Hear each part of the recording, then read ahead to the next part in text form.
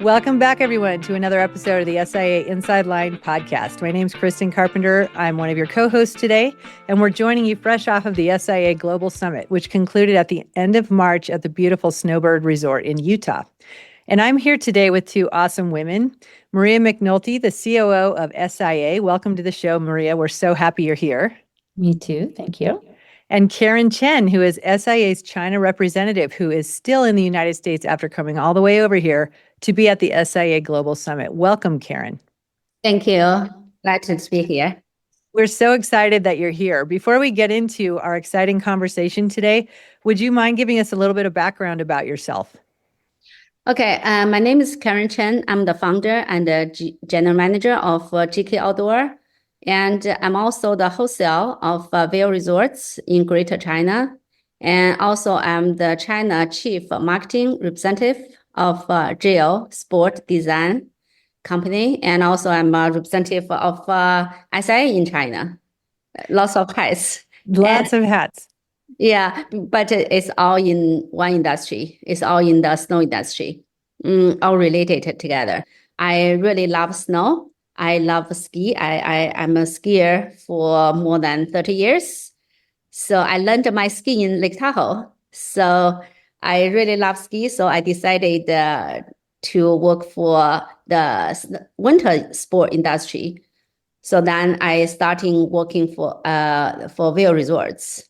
And after Vail, then Geo Design Company also contract me to promote Geo in China. And SIA as well. So I've been, the first time I working for the ski industry, China ski industry is just the beginning.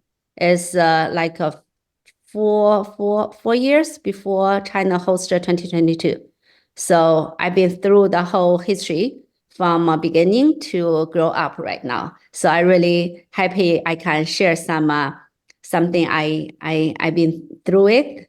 So thank you. And you and Maria have definitely worked together. And I'd love, Maria, if you could talk a little bit about when you first started to work with Karen at SIA, and then we can get into the incredible growth of the ski industry and snow sports industry in China. Yeah, I think Karen and I have been working together for at least 10 years. Over what, during that time, we've done multiple trade missions to China for our members. And just Karen is this incredible resource for us to be able to understand what's happening on the ground in China. But also she's an amazing bridge builder to the resorts, to retailers, and to government, both local government in China as well as the embassy. And so we've had some really successful trade missions that we've conducted together because of this partnership. That's awesome. Well, we're incredibly fortunate, Karen, to have you working with SIA. And again, thank you for coming all the way over to attend our summit. And you gave a really special presentation on the growth of the ski industry and snow sports industry in China. And that's really what we're here to talk about today. So I really wanted to talk, I think it's important to frame this for our audience because we've talked on several shows about, trying to portray guests and solutions on this show. And what you bring is, I think, a proof of concept that something can be built that's very special culturally, that, what you've seen develop since the Olympics in 2022 in China has really become like a phenomenon, if you will, in terms of like where people gather, the culture that's, happened. So we wanted to kind of walk the audience today through this because it's incredibly inspirational and it kind of shows us what can happen in a relatively short window of time. How does that sound to everybody? Yeah, sounds good. Awesome. So why don't we start by just talking about the Olympics and like how that kind of primed everything for the growth that's happened? So unfortunately, during the 2022 Olympic in China, it was during the COVID. And so the lots of the venue, they are not allowed the public to visit. But we have been through all the TV and everything to see all the games. Actually the government target before 2022, government target 300 million winter sports participants into the snow. Is a huge number. It is. It's yeah. But I think the target is good to be high. My personal review, if your target low, is not the target, right? So so the 300 million is not only the people really, the ski or snowboarder, including the people working in the resort, working in the the venue. So then, yeah, actually is almost according all the people working in the industry is about 200 million something. But in for the snow, because the 300 million including snow and ice, I don't have the number for ice, like hockey, like ice skating something. But I do have the number of ski and snowboarders in China. By the last season is about 26 million population into the skier and the snowboarders. So I think that is the growth is every year. Its growth is about 13% every year growth. So I think the number I think the number even 26 million is a big number and still growing after finish the 2022. But I think the more important is in China we don't have a ski culture before. When I was young, we grew up from a ping pong. That's why China is very, very good for ping pong sport. So, but now children in China, they grow up from snow. If you go to the ski resorts, and also especially China have some special, like lots of indoor ski domes, and also have lots of dry slopes, which like indoor ski domes and dry slopes, which we don't have here in the US. Mm-hmm. So that make China, this industry growing, continue growing every year. So I think that is the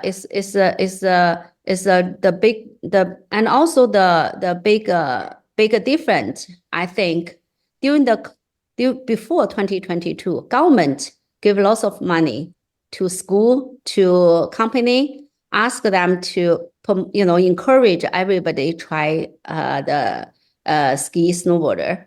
But after 2022, government not funding students or company to ski.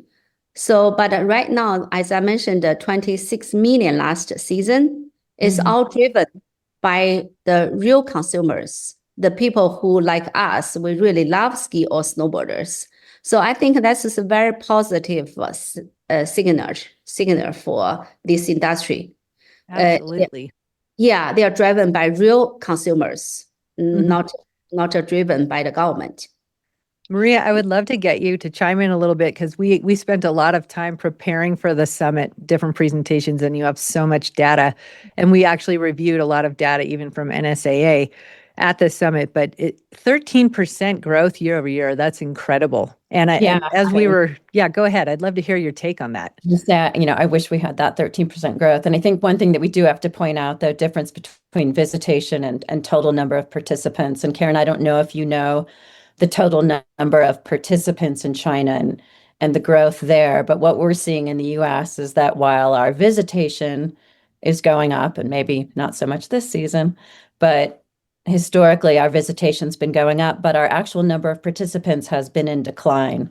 And so that's something that we're really concerned about because our number of new skiers and snowboarders coming into the sports is declining year over year. And that's where I think the learnings from China are so critical right now. And the thing that I'm most impressed about what Karen said and what I've seen in China is this development of on-ramps to winter sport that we really don't have in the US. And Karen pointed it out. It's the dry slope, it's the indoor rotating surface clubs, it's the snow domes, and they've got all these amazing ways to get into winter sports that we don't have. And I think those are really important because you're bringing access to the people instead of expecting people to come to the mountains. And so I think there's a lot we can learn from what's happening in China that could be really applicable here. Absolutely. The on-ramps, you talked about that a lot at the summit. And I think that let's discuss, like, maybe take us on a little journey, like from a timeline standpoint, because this has all been developed, am I correct, that in a relatively short amount of time, the indoor snow sports phenomenon in China. Is that right? Yeah. So let me give a little bit about the landscape of China ski regions in China. So the traditional ski region in northeast of China, so because they are up to the north, they have snow in winter. That is originally the ski. Lots of people ski in the north. That's we call traditional ski region. And the 2022, because of Olympic, China develop lots of new resorts. Not China government. The government develop one, but the private sectors, investors, they open lots of new resorts in we call the Chongli. It's Olympic town, Olympic village for 2022, where is about it's amazing. Like the before Olympic, you need a drive to it's a little town about near Beijing. But before 2022, you need to drive there about 3 or 4 hours by driving. But Karen's driving, it's 5 hours. Yes, 4 or 5 hours. Or sometimes traffic, because everybody know Great Wall, right? And you need to drive from Beijing to Chongli through the road, Great Wall. Great Wall is the one of the traffic, it's very famous tourism site for international, not only Chinese. So the road is very busy during the daytime. So sometimes I remember I drove like 8 hours from Beijing to Chongli before 2022. Because of the 2022 government spend lots of money to build the supporting transportation system. Like the best one is the fast train. The fast train really changed the industry from Beijing to Chongli. And the fast train from Beijing to Chongli only 1 hour. So then lots of people just they take a train from Beijing to Chongli. And also government built new highways from Beijing to Chongli, which about 2 hours and no traffic. So then the high-speed train and new highway really changed I saw the news. I saw the information from online. Is government spend about $170 million for the supporting transportation system. So also everybody know in China the logistic and the delivery company are very, very developed. I think it's the best in the whole world. They can deliver your gears from your home to ski resort. Oh, wow. So yeah, China is the delivery company is really fast and cheap. And lots of delivery company, they go to your home to pick up your gear and send it to your hotel in the ski resort. So then you just you can take a subway and to high-speed train to all the way to Chongli in now 1 hour. Then it's changed like you can go there in the morning and come back in the night, like a day trip, or you can stay there for a few days. So I think that is a historical milestone for China's snow industry, change the whole industry. I think at least, they help China 10 or 20 years developing for the ski industry. The third place is I call is emerging ski area is in Xinjiang, Alatai. This area is in the northwest of China, border with Middle East countries, and there is many people call them as China Colorado in China. They are wow. huge mountain. I've been asked Maria many times. I wish Maria can come visit Alatai, Xinjiang, in next season. And they have a big mountain, and they have a very long ski season, lots of natural snow. Their ski season starting from October until May, and even in summer, you still can see the snow on the mountain. But a little difficult challenge is the transportation from Beijing to Alatai is not easy. But their snow is amazing. So right now, US, China, lots of places, the ski resort already closed. But it's a peak season in Alatai. All the people in China, they are in Alatai ski. So wow. Those are three major regions in Chinese ski destinations, and they are two different with any other country. One is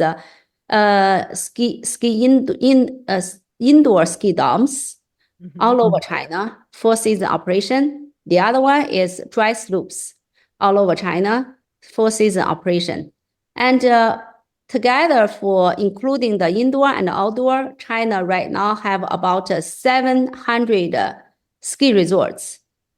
And among them, the indoor ski dome have about 70. They are still growing. So the dry slope have, I don't have the number for dry slope because dry slope won't take too much space. So they are everywhere.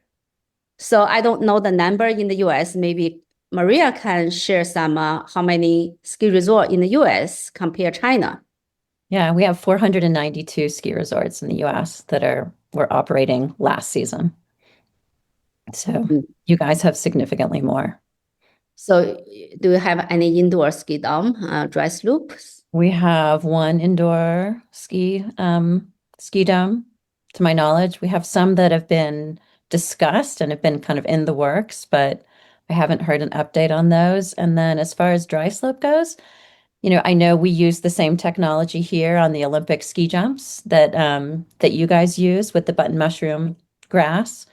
But I can't think of actual dry slope that we have here the way you guys do, where it's a destination.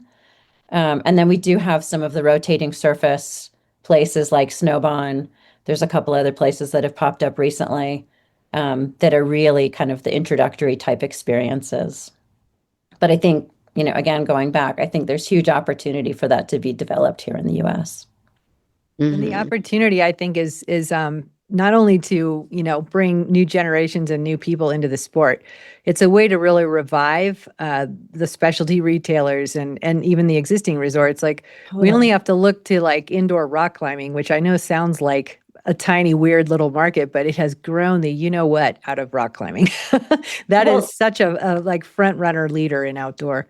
So true. I mean, it would really just energize the whole winter sport ecosystem by creating greater opportunity for people to get involved. It would help deal with the pricing issues that we're seeing, with the transportation issues. It just addresses a whole host of issues that are traditional barriers to entry.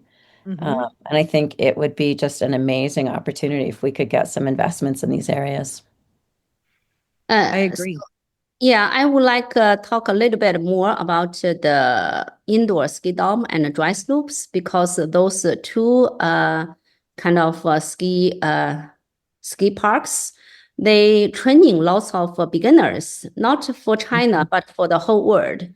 Um, as as I mentioned, I'm also the wholesale for Vail Resorts in China, and also Geo the company in China. So we've been working with the indoor ski dome a lot because they are training the beginners, and after the beginners, they learned how to ski. They go all over the world. They go Japan, they come US, they go to Canada, they go to Europe, and in the summer they go to Australia and New Zealand. So the indoor, as I mentioned, the indoor ski domes, they currently have 70, and there are several players in this industry. The one big one is ball ski, and I make an example for the ball ski. They have like 20 right now, all over China, and in their plan to open 26 in next 5 or 8 years. They also developing indoor ski dome in Australia. Yeah, and the total visitors from this year, they have received 2.5 million visitors in this season, in this year. And they are all 12 ski parks. They have the total instructors. They have about 1,000 instructors. So that they are very popular, especially in summer. So the people call them like big ice in the summer. So the largest one they just opened in Shenzhen. So if you guys have, or any people have chance go to Hong Kong or Shenzhen, Hong Kong is the next, Shenzhen is very close to Hong Kong. You can go visit there. So I think the ski dome, they training lots of beginners. So and the snow quality really good.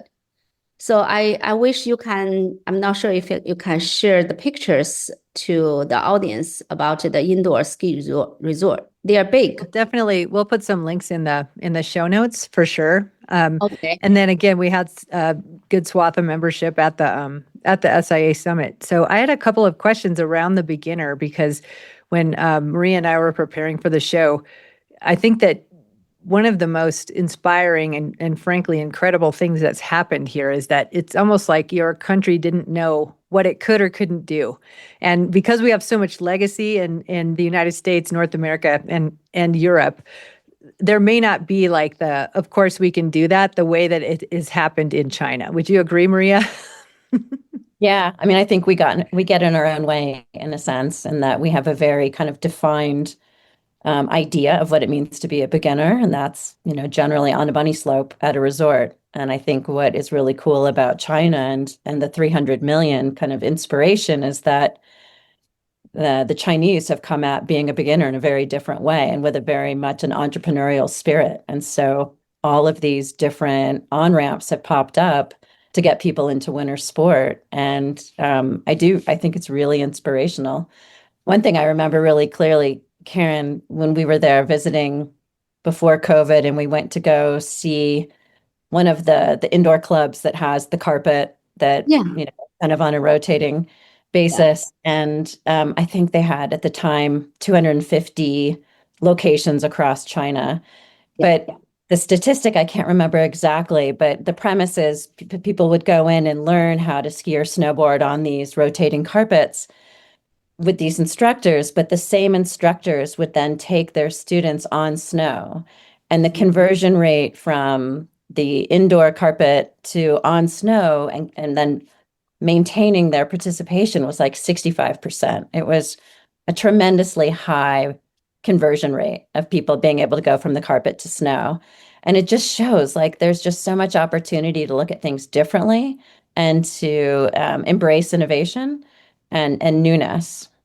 I agree. And I just want to add, having, presented at the summit specifically around the consumer decision journey and our participation. Like, if you think about this, one of the challenges that we're addressing going into the coming season is like enabling the people who are researching snow sports and vacations and activities online to understand like what they're signing up for, because time is so precious for families or even friend groups, et cetera, who want to go and enjoy this.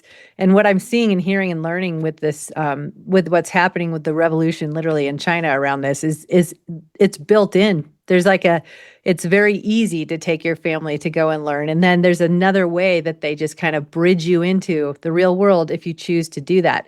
And then I also want to talk about the cultural component, because just like with climbing gyms, like people use those almost like the third place, like Starbucks calls themselves, but for an active-minded, winter outdoor person who identifies as a skier, like, or a snowboarder, they would go to these locations.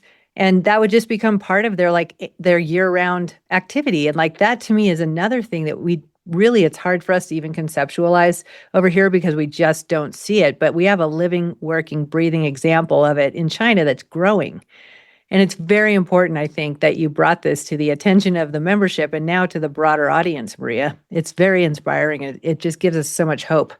Totally. I think it's also so critical when we think about diversification. I mean, clearly we're challenged by weather, and we're going to continue to be challenged by the weather. And opportunities like these, with the dry slope, with indoor snow domes, with the carpets, like it is truly diversification of winter sport. And so we need to be looking at not just on-ramps for new consumers, but also how can we create a more diversified winter sport experience, because we're going to continue to be challenged with our snow. Mm-hmm. Yep, for sure. So Karen, I would love to talk with you a little bit. Can you bring the culture of like how you've seen the culture come alive in China around winter sports to our audience here today through kind of how the industry has grown? Yeah, I really I like this question. So my personal views, I think this is not only a sport, but it's a culture. And lots of young people today in the ski resort, children, young generation, it's became became a fashion, healthy lifestyle. And we also sponsor, as Jill, we sponsor some kids and athletes in China. So I share a picture during the SIA summit. Some kids and a young girl, and they like it's a very fashion. So lots of people go to the ski resort. They think it's a good lifestyle. They took a lots of picture and post in their social media, and so I think it's a really big change for the as a culture in China. And also I think important, like when I was younger. When I was a kid, my parents and other parents wanted their children to be doctors or lawyers or teachers. But today in China, lots of parents wanted their children to be the athletes, to be Olympians. So I think that's a big change too. So also I mentioned like a dress loop. The dress loop. So I think like the indoor dome is training the public beginners, but a dress loop training some athletes. As everybody know, the 2022, there are two young people. One is Eileen Gu, and the other one is Su Yiming. They became the Olympic champion. They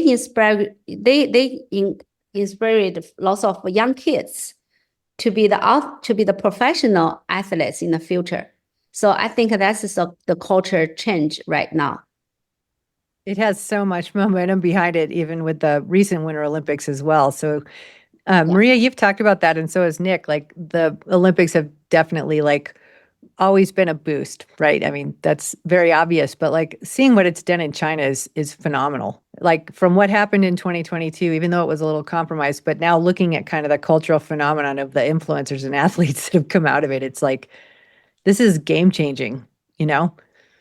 Totally. I mean, we actually don't see that type of boost in the US with the Olympics. And I think it's just because, whether it's accessibility or people are, it's so ingrained in our culture, the expectation of being good in the Winter Olympics. But I think what we're seeing in China, again, it's just really inspirational. It's how do we take some key learnings out of that? How can we translate that back to the US market? Mm-hmm, for sure. You obviously wear a lot of hats, Karen, as you talked about. Do you have any other insights you can share from some of the other roles that you have in terms of like, whether I know a lot of brands in outdoor active lifestyle, winter outdoor are looking at the domestic China market for growth. We hear snippets and see news pieces here and there. You're telling us how vibrant it is year round. Anything else you could share just on like the growth of that would be very interesting for our audience. Yeah, so one thing I want to share is like lots of brands, they are not only have a winter products, but also have a summer products like a Jill. They have the snow helmet goggle, but also they have a biker helmet and goggle. So the winter sport, I wanted to share like winter sports, not only develop the snow industry, but also they developing the summer activities. So in the Chongli, lots of the mountain bikers right now, which never have before. So right now in summer, if you go to Chongli, you can see lots of mountain bikers all over the town, and also the runners. So like trail running, very popular in Chongli as well. So I think this is the winter industry, ski industry, snow industry, not only developed by himself, but also for some activities. I think that is really amazing and very, very, very healthy. And I think also very good for the brands like Jill and other brands. They have full season products. Mm-hmm. That's definitely very, very interesting for our membership, but also the broader winter sports, community in terms of like the businesses we're running. We're all looking for diversification, and it looks like we have some things to consider and maybe some investments to make. And we definitely just, concluded a great gathering, with SIA at Snowbird. This is a challenging season for sure, but I love that we're bringing you on to talk about all of this opportunity that's happened in a relatively short time. I mean, it's phenomenal. And I also think China's done a great job listening to their consumer and welcoming them in as participants into whatever level of winter sport outdoor they want to be. I know Maria really pointed out that, and just the entrepreneurial approach really is what we all, I think, could learn from, broad strokes here. Absolutely. Yeah. I was just going to add, one thing too about the market in China is that, there's a lot of amazing specialty retailers in China that specialize in winter sport, but, and Karen can speak to this much better, but the role of online and e-commerce in China is huge and can't be understated. And if you're a brand that wants to get into the Chinese market, you have to have an online strategy for e-commerce. I've heard the same thing. And obviously hard goods, people are still needing to go in. So there's still a really important touch point. But yeah, the online shopping, the online brand engagement where brands begin to be trusted, that's all very much online and digital there. And Karen, do you have anything you want to add on that front? For the online shop, the e-commerce in China, I think China is one of the largest the e-commerce in the world, and especially China. As I mentioned, the delivery system is really advanced, developed in the whole world. So which make the online shopping much easier and very cheap. So if you buy something online, they deliver to your home for free. So I encourage the members, you can look at the China e-commerce. Even you can sell your products in the US, because China, they have a cross-border e-commerce. The consumers can buy from China and then deliver them to China, deliver from here to China. So roughly, I have the numbers I want to share, like the e-commerce,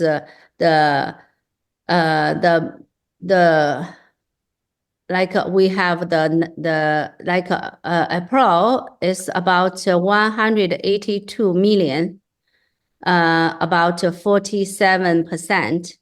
I'm talking about all the platform online platform, and the equipments is about 126 million, which take 32%, and accessories about 77 million, take about 20% in the e-commerce.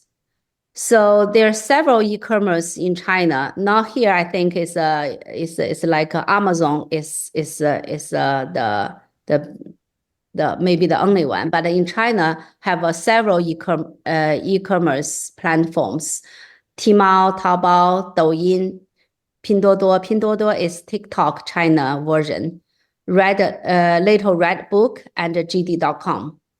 So the Tmall and the Taobao, they belong to Alibaba Group. They make up roughly 60 to 70% of the market. So, but the hard goods, people still want to buy in the in the shop, in the offline. There are lots of like Park City, lots of shops in Chongli. So the people still go there to buy their hard goods because they and buying and boost something. So in China, we have words like you'll hear thousands of times, but rather it's not enough. You go to check by yourself in person. I'm not sure if correct words or not. It's like one look is worse than 1,000 words.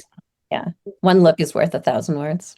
Yeah, so I hope like SIA can bring the members go to China in the near future. Let the member to see all the industry by themselves. They will have a better picture. They will have a more confidence. They will know China better. Also, I want to mention one thing I want to share. Currently in China, the snowboarders take 7% of the market. 30% are skiers. So the before 2022 is about even half. But today is 70% are snowboarders because lots of young people jump to this industry, and which is good because the young generations they are stronger buyers.